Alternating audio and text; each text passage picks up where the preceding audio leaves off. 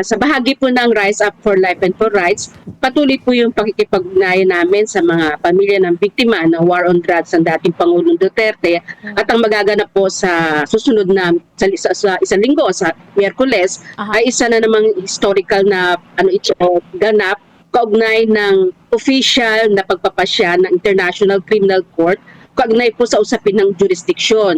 Kasi ito naman po ay nabanggit na dati at nagkaroon na sila ng yung pre-trial chamber ay nagkaroon na po ng pagkapasya dito. Pero ganun pa man, dahil din po yung mga defense po ay nagkaroon ng mga petition, paghahabol kaugnay dito.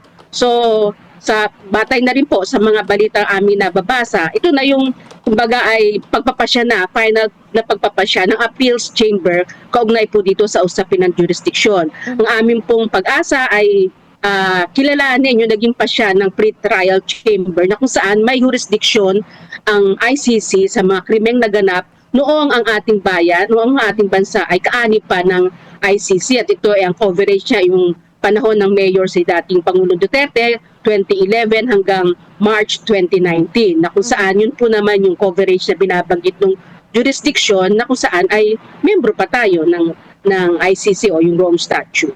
Siyempre po, personally po, ang aking tingin, dahil na rin sa hinaba na rin, no, dahil nandun na nga ang dating Pangulo, nandun na siya, nakadetain na siya. So, kumbaga yung may mga sapat na mga ebidensya at mga sirkumstansya kaugnay po ng krimen na kanyang kinakaharap. Kaya nandun po ako sa 99% na kung saan ay kikilalanin itong jurisdiction para magtuloy-tuloy na po yung proseso. Kasi ano pa po yun nakaantabay doon, no, yung magaganap na trial. So mahalaga po yung decision na yan para magtuloy-tuloy na. At yun naman po yung lagi din sinasabi ng mga pamilya ng kaanak. But tuloy-tuloy, yung makita talaga yung pananagutan po, no, ng Administrasyong Duterte, particular po siya, bilang siya ang main person responsible, kaugnay na mga naganap po dito ng mga extrajudicial killing sa ating bayan nung siya ay namumuno. So 99% po, yun po ang aming, ako personally at ang mga ibang pamilya ay ganun din po yung tingin dahil na nga sa mga tinakbo rin, no? Na nagkaroon ng confirmation of charges hearing, mga ganun po.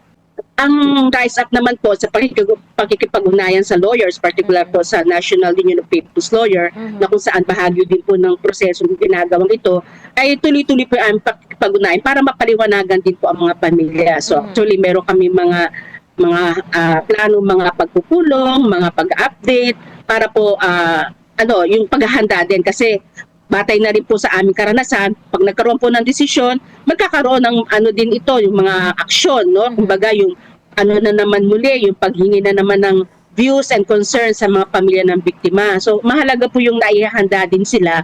At the same time, abangan talaga yung mismong araw. Kaya magplano na isang parang sama-samang panunood muli, kaugnay po dito sa desisyon na ito na magaganap sa April 22 sa Wednesday.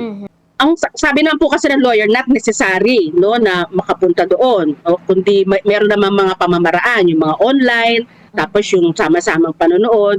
Pero din po, titignan din po ng rise up din yun sa pakikipag-ugnayan din sa lawyers. Ano ba yung mas makikita nating magiging mabuti, no, para sa pagpapahayag? Kasi talagang lalo po yung mga nanay talaga naghahanap talaga ng yung paghahanap ng hustisya ay isa itong indikasyon na talaga interest po sila. So syempre kailangan po yan ng marami rekurso, so pagpaplanuhan po yan, pero ganun pa man nandun po kami sa posisyon na aabangan ito sa anumang mga pamamaraan, maging online man ito o kung ano man po yung pwedeng pangmagawa, no, ng mga pamilya ng biktima para maipahayag yung kanilang mga kwento. Mas gano'n naman po. Not necessary na mag-witness o magano, pero nandoon yung kahandaan, mas gano'n naman po paghahanda kasi hindi naman po talaga biro yung magpapapubliko ka. Di po ba? Sa mga dinanas na rin po namin ng mga so yun po parang babalikan yung mga naging hakbang, yung mga naging damdamin.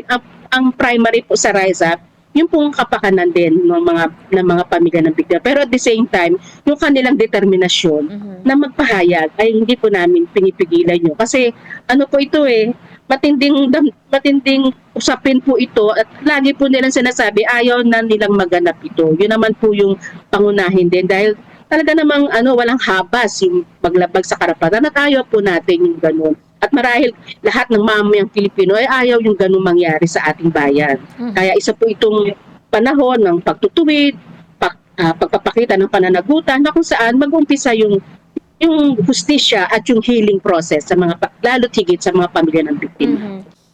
Pangunahin po yung documentation kasi marami pa rin po mga pamilya ang hindi pa nakakakuha ng mga documents. So kailangan din po yun kasi doon po sa nakaraan experience namin sa application ng victims participation, may mga dokumento kinakailangan.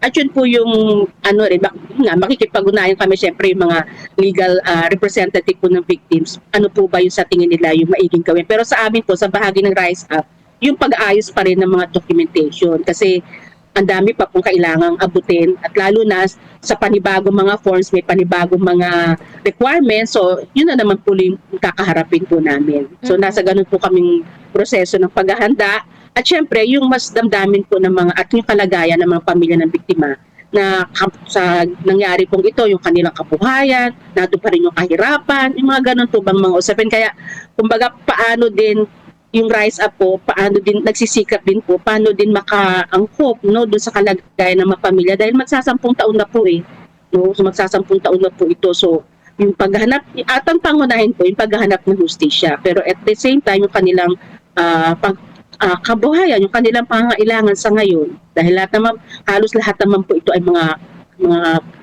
nasa mga maralitang komunidad, yung mga pamilya ng biktima.